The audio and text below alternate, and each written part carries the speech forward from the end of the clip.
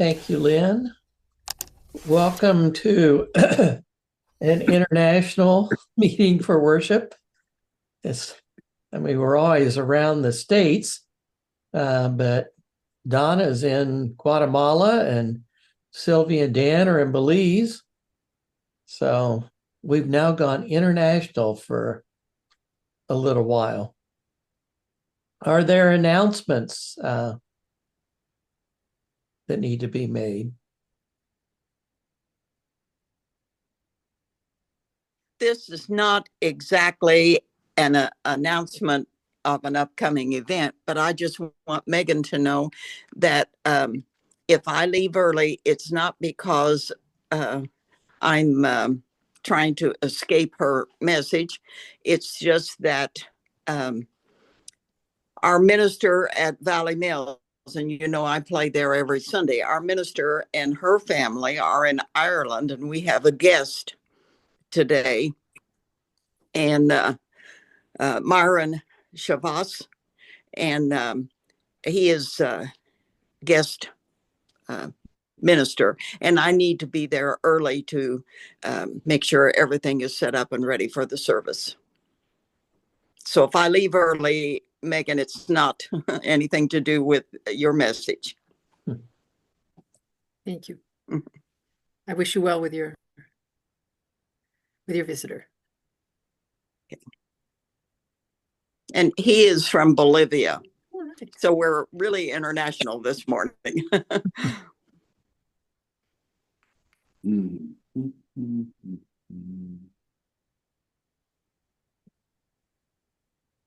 Are there joys or concerns to share?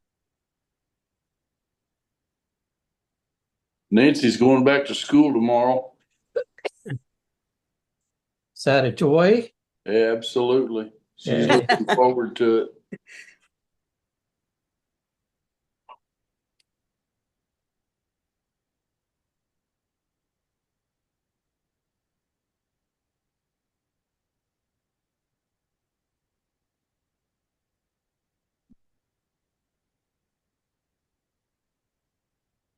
Well, the joy here is that the sun's out. I've been seeing the sun for a while. So.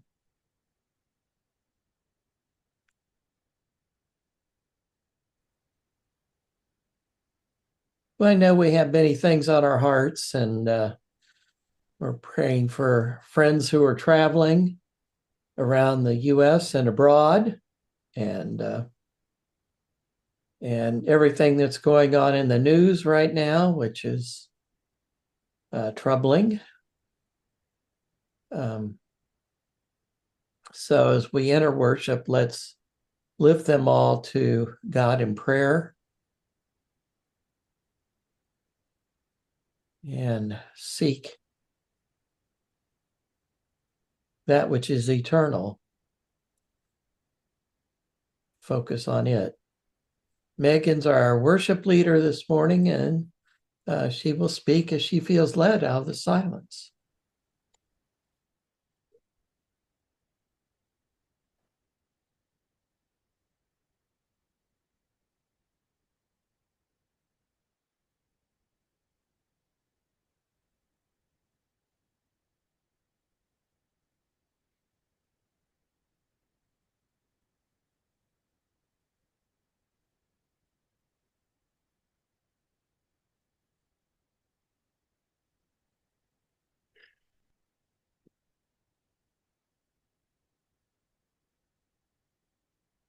So today, getting ready for today was a very interesting experience for someone who was devoted to an unprogrammed meeting.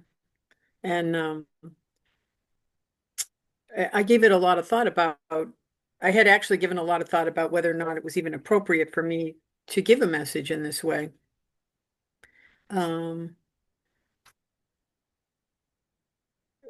Because in my way of looking at how worship unfolds for me,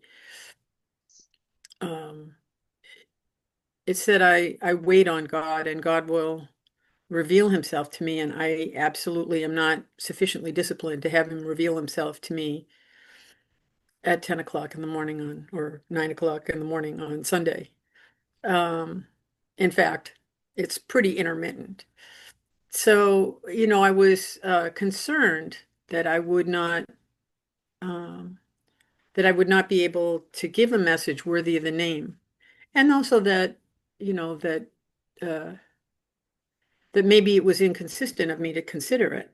But I decided that that petty consistency thing was a little problem, and that I'm definitely not an angel on head to pin kind of person who thinks um, who sees it only that I have to have an exact and precise definition of things that I will then apply to all situations.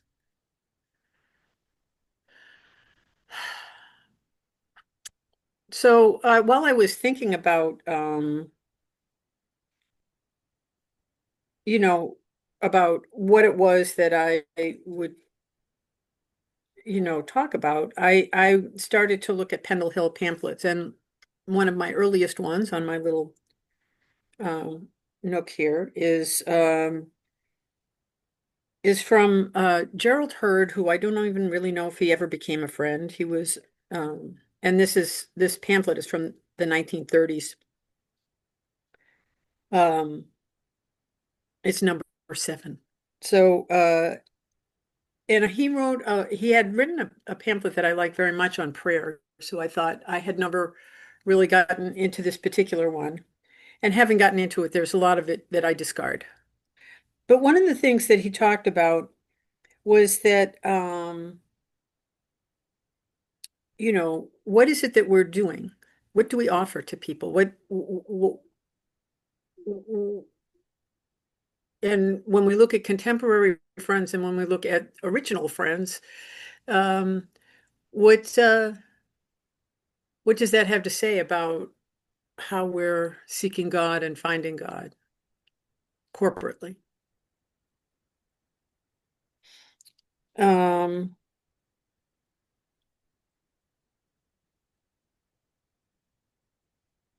Granted that a quaint and honored peculiarness in worship and a wide activity in social service are considerable, yet are they enough in a world where the best are desperately anxious to know whether the ideal can be contemporarily real, and the rest believe that social service is a neutral force which can serve Caesar as well as it can serve God? Quakerism is asking itself these questions. And he talks about how you know at, in its very early stages, Quakerism was like a fever and it kind of took over. And there were thousands of people gathering under trees and being willing to be locked up, to have their lives disrupted so that they could practice this particular, peculiar approach to God. And they, and in that time, they realized that the direct experience of God was the most powerful thing that could happen to them, and that it did not require sacraments or rituals, and that in fact sacraments and rituals could interfere with a direct experience of God.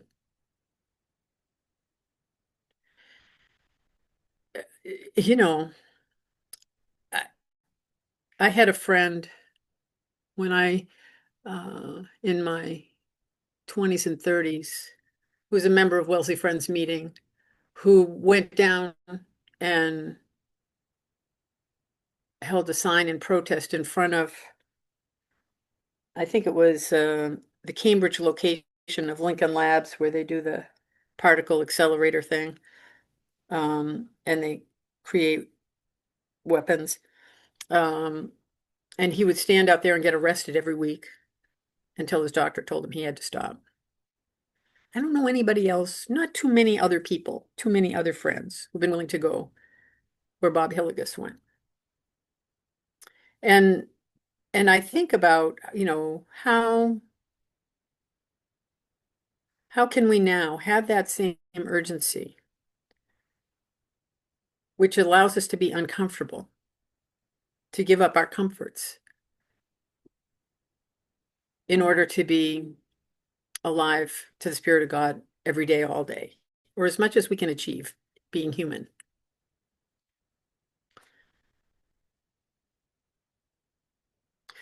Over time, we've created structures and bodies and, um, schisms and ideas about reading out and reading in and forgetting the whole thing. So you look at it and you think, I hope that the sound of Dick shoveling the 2 inches of snow out there is not as distracting to you as it is to me. But if you hear it, but but when I look at how it is that we're going to get to a place how I'm going to get to there, because I don't know about anybody else. I'm just not trying to lay anything on anybody else. How could such a thing be when we've got buildings and employees and tracks that we're printing out and plans? And does that all interfere, or can it be possibly part of the way in which we connect to God? So, and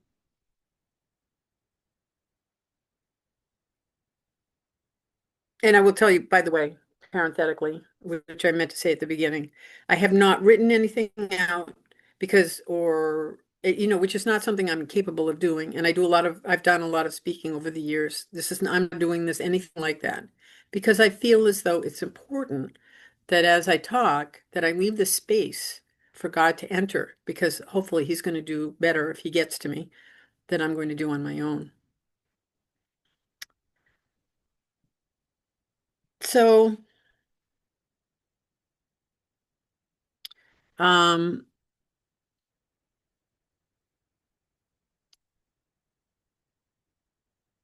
one of the things, and I was particularly struck by all this concern that I've had lately about whether or not we're going to be able to maintain those structures and those, New England Yearly Meeting is having a financial crisis. Friends General Council, FGC had its own crisis. FUM is clearly in grave difficulties. And maybe it's because we're not generous, but maybe it's because some of these things don't speak to our condition. They haven't either been explained well enough to us, or they haven't been, or to other people, um, or what the endeavors um, are not connecting to that of God in each of us enough so that we can give until it hurts. So,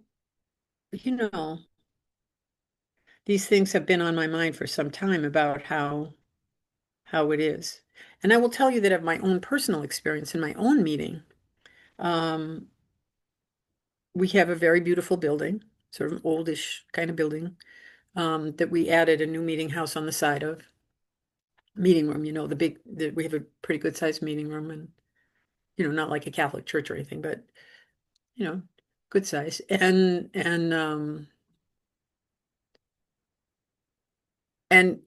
there are a number of people, I feel as though many people are very attached to the building, and that maintaining the building has become an important feature to a number of people. And I'm not saying we shouldn't maintain the building, but I don't think we should be attached to the building, because it's just one of many places where God is and where we could find God and be in community.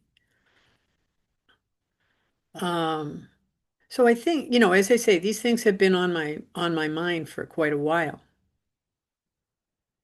And I want to tell you a little bit about my whole other faith community and how that interacts with what I'm thinking about right now. And while I don't need to get into the details of how it is I am, of how I came to be qualified to be in my other life, I'm a member of a 12-step community, and specifically Al-Anon program for friends and family of alcoholics. And and I was profoundly affected by alcoholism as a child. We could just leave it at that.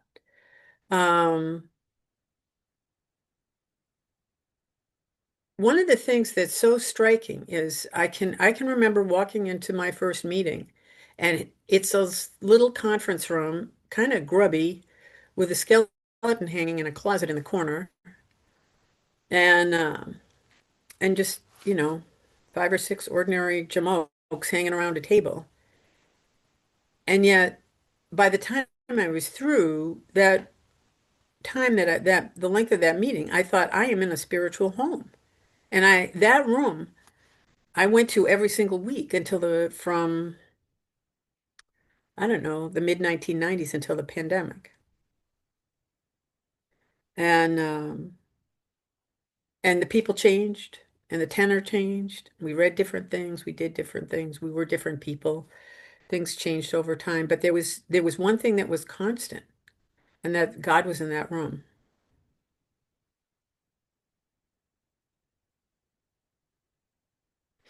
I'm just going to read a little bit. This is the thing you can't do on programming, read out loud. So taking full advantage of this opportunity. So this is from Bill's story. And he talks, of course, at some great length about how what happened and how about his drinking. But we won't necessarily go into that. So he's in the hospital. And he was talking about a friend came to visit him, to talk to him about how he had become sober himself. And I think this is where the Oxford, the Oxford types, I forget, the Oxford Club or what have you, was involved. But this is,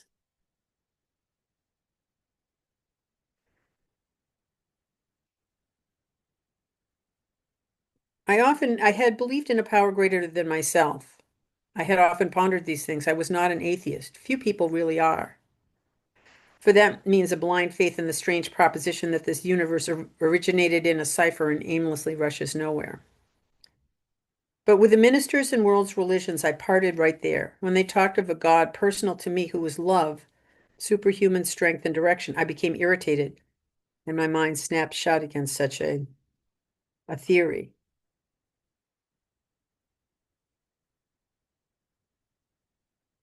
If there was a devil, he seemed the boss universal, and he certainly had me.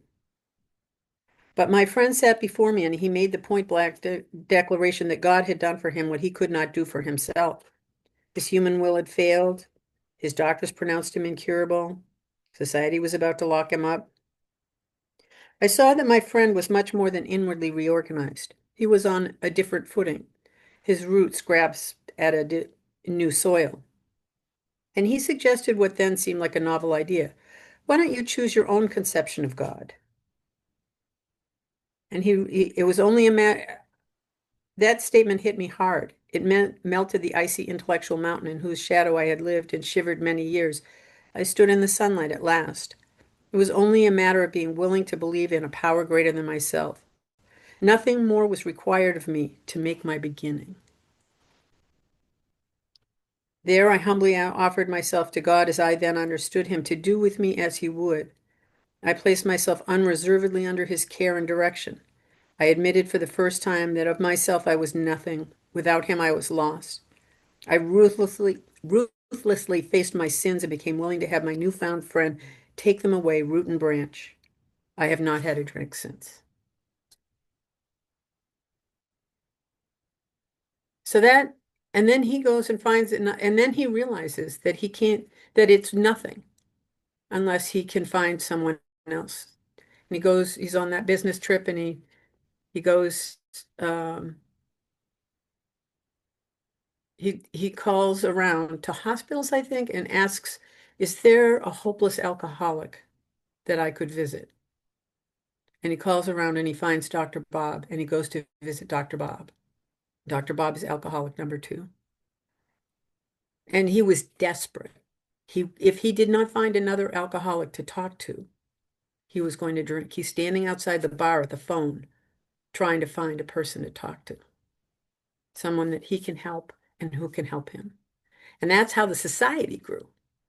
And at one point, there was a whole thing about how it was that, I don't know, Rockefeller or some Carnegie, I can't remember, some rich person was going to give them a very large sum of money. And they were going to become a real organization. And they didn't get that money. And it was like God stepped in and made sure this isn't going to go wrong from their perspective. That's their way of thinking about it. And that is that you cannot, you can't run this as if it's about the buildings. In fact, when Al-Anon bought a building, it was hugely controversial. Everyone was very excited and upset that they went out and bought real estate because that is just not what we do here. We're all under a tree doing our thing, renting $25 a month rooms from churches, and we're not those people. But when you have to publish and do things, I guess they had to. And I don't really think that buying that particular um, property made all the difference in the world. But what does make a difference is that anybody can do it. You can go down, you say, listen, I've got a book here, put it in the bulletin, we're gonna have a meeting, you put it out there, anybody can come, and they show up and they do their thing. And you can do it any way you want, as long as you don't, but then there are certain strictures, certain things you can't do. But and one of them is you can't talk about religion. You can talk about your God and your relationship with God, but you can't talk about your religion. And that is a very helpful thought that at this point, all I'm talking about is my direct experience with the Spirit and what I'm doing in my life, keeping the focus on myself, saying, this is how I'm going to get better.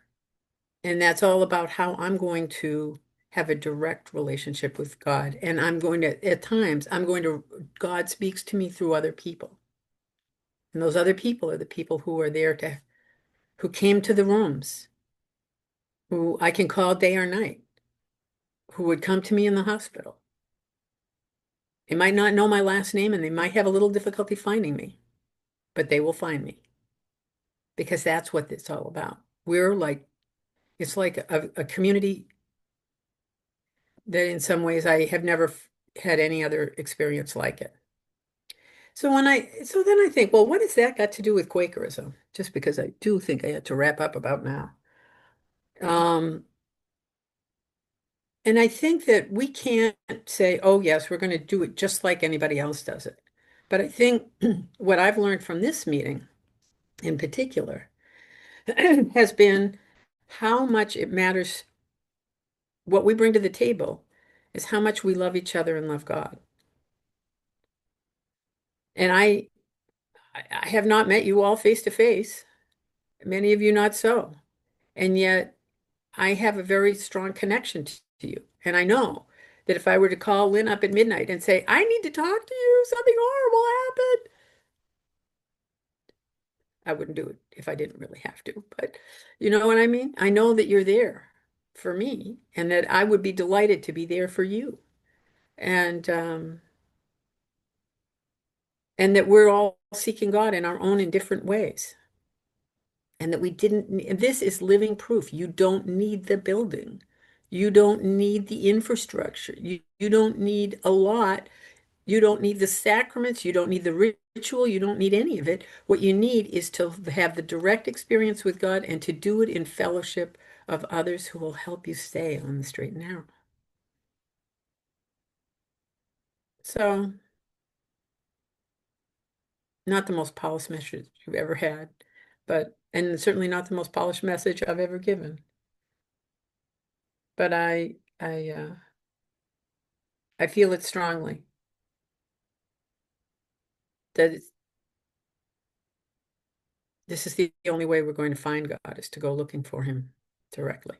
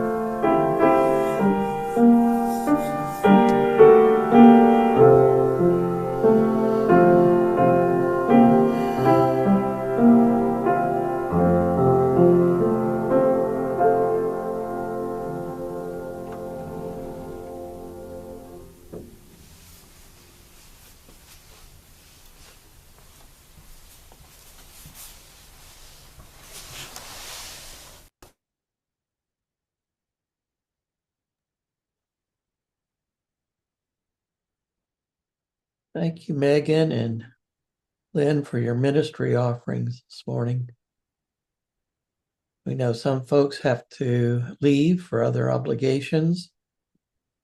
We bid you Godspeed and blessings on your week.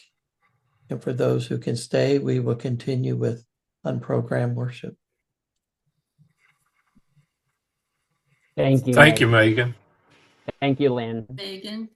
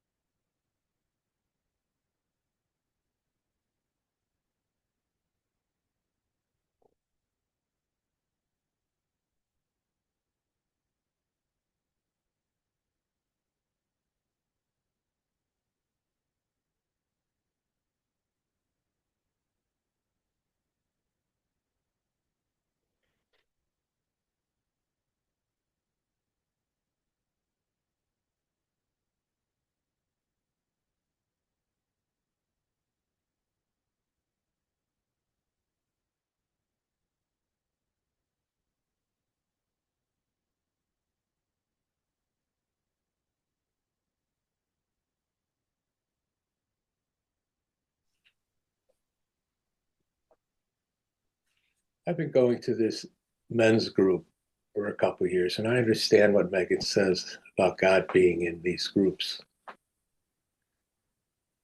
They are evangelicals. It was white evangelicals, actually. But there's a connection that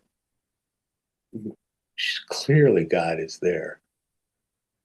And there's this African American man who shows up. He's a minister. And I admired that strength and courage that he would come and express his thoughts. And this group does have a tendency to bend towards becoming a national religion. And I ended up believing because of that. But I've been following this African American man and his other things that he does, and we've become quite close, at least in talking about our thoughts about God. The other day, he posted on Facebook about being a people pleaser.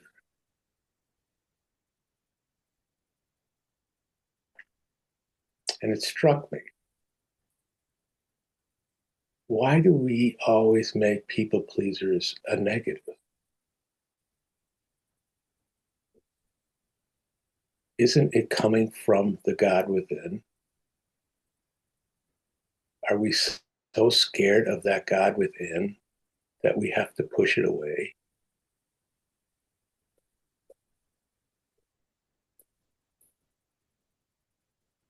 I've been thinking about this for a good week since he did that. And Megan, you brought in a lot of that thought back into me, because what we're really doing when we push it away is we're taking care of our building. That we are afraid that someone's breaking in or doing something that we don't want. But to be someone who wants to please you, and we don't talk about it, we actually make it a negative, is so destructive.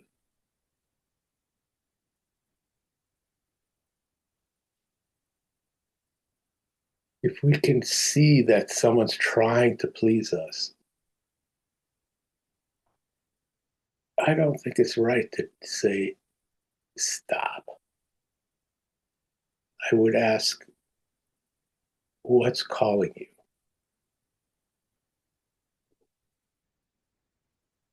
I know that when I am a people pleaser, and I struggle with this, there's shame in it at times. It hurts when people reject you. But how do you stop? Or should you stop?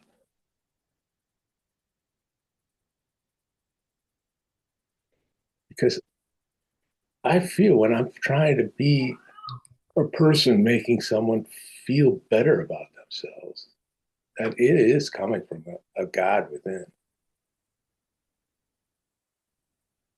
So I told him in his Facebook, I said, if they don't listen to you, you should just shake the dust off your sandals and move on. Because there are people who need you.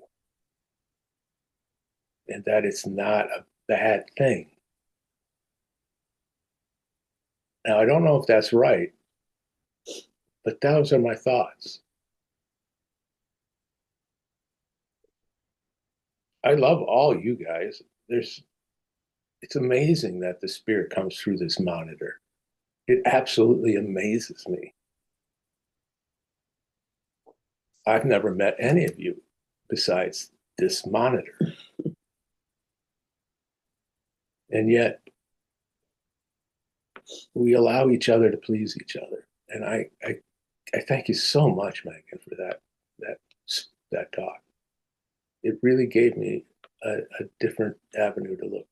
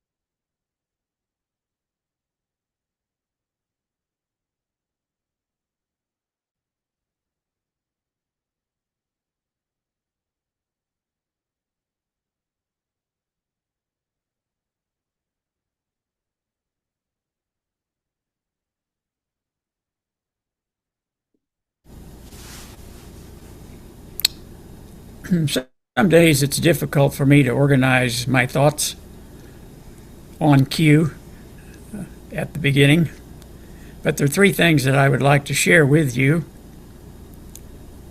First of all, it's a joy that Alberta, daughter-in-law Cindy's mom, improved enough this past week from having the flu and pneumonia at the same time that she was able to come home from the hospital yesterday, which is very amazing because Alberta's health is very, very fragile. And that was a wonderful thing. Secondly, I was at Norma's wedding, and I can tell you that with two ministers, she was both well married and married well. Her husband, Marion, was a wonderful man whose career was an elementary school teacher.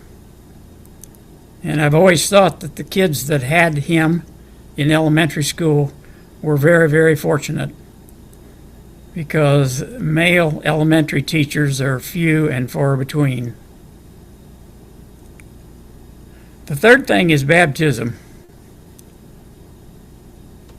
Some people think baptism, whether it's by water or by spirit, is the end, and that's what gets you into heaven. I would say it's just the opposite. Your baptism, whether by water or by spirit, is just the beginning of a lifelong journey to find your place in the world and how you react to the world and with the world. And so I see it as not a short-term fix, but a long-term process that allows you to explore where it is you're going and who you are as a person.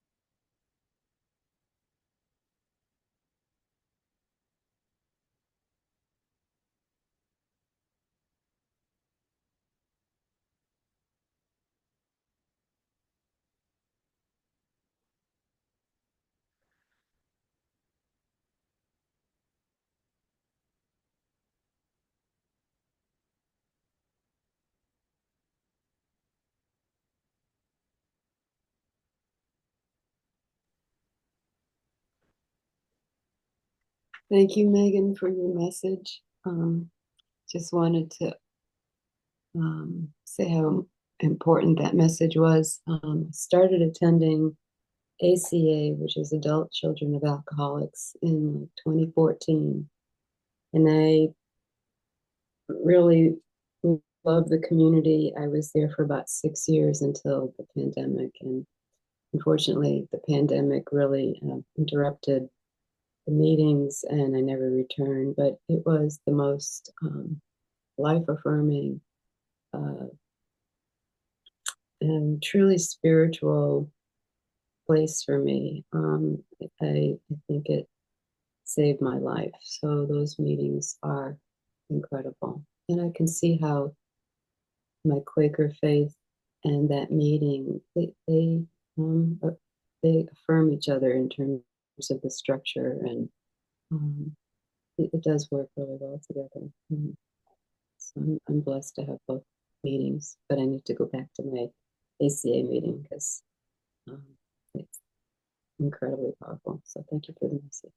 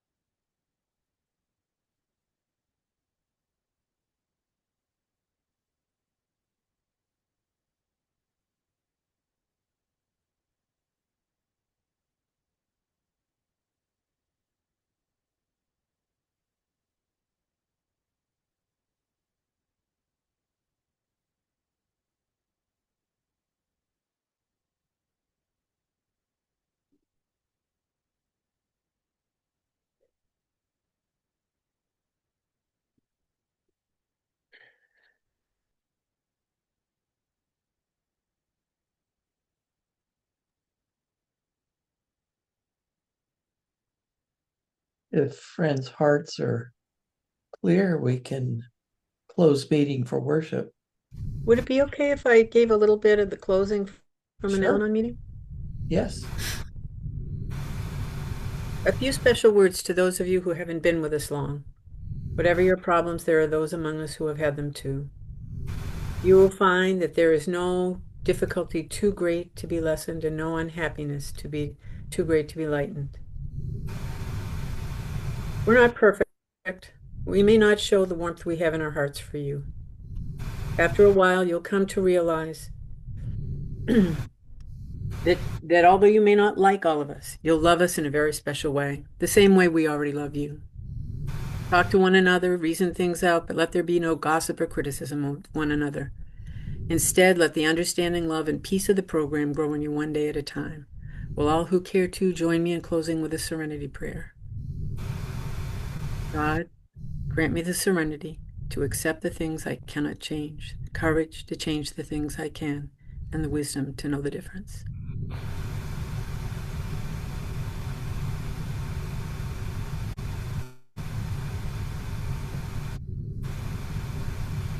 Good ending. Thank you, Megan. Thank you. Thank you. Thank you. See you guys. Well, it's good to see you all. I was especially happy to see my wife. I love her sweater. She's great, but I love her sweater. I like the cat. Yeah. Ooh, very pretty, Donna. Yeah. Oh, you're muted.